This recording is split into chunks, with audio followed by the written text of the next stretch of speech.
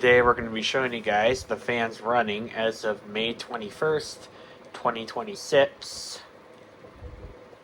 There's only 2 fans in the house that are running right now because it's not very warm out, so it's just not really time yet to use a lot of fans. It is still in the 50s as of late May, which is absurd. But it is whatever it is, and life must continue, so here it is.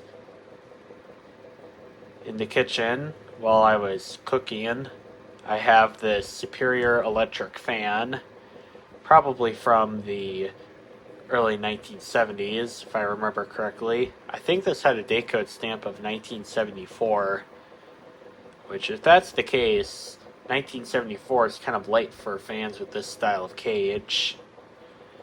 I think after 1974, Superior Electric switched to the variant where it has the more modern blade cage that you can't stick your finger through.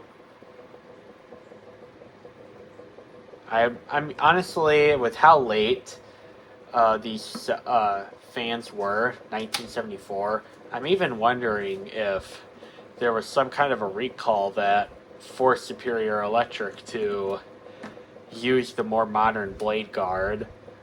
Although there were certain manufacturers of that same era that still used the older style blade cage, like I think McGraw-Edison and Sears Kenmore. And I think even Westinghouse still had some fans that used this style of blade cage in the early 70s.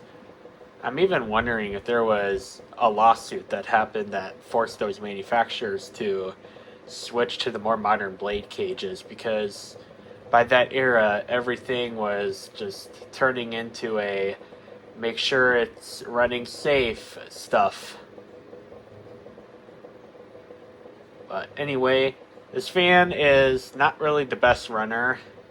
This fan makes a pretty bad rattle. This is not the worst I've seen. I've seen way worse than this rattle, but it's quite annoying to run, especially when you're on a computer desk and you need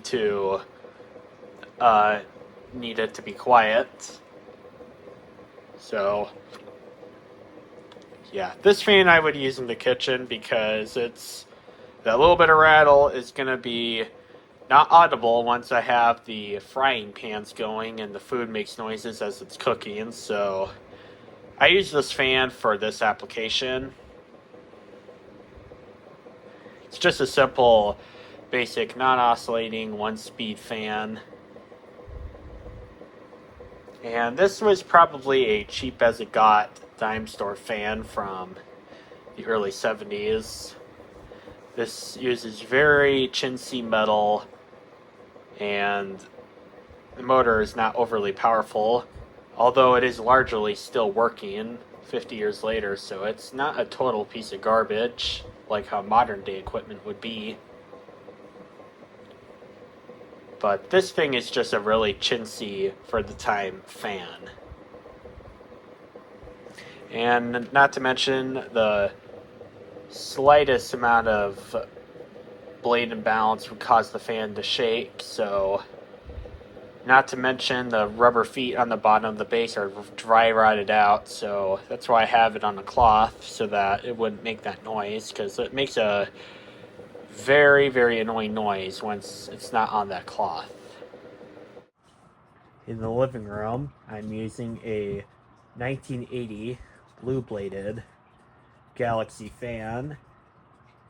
This is the most nostalgic of the 3 colors that Galaxy had in the 70s and the 80s.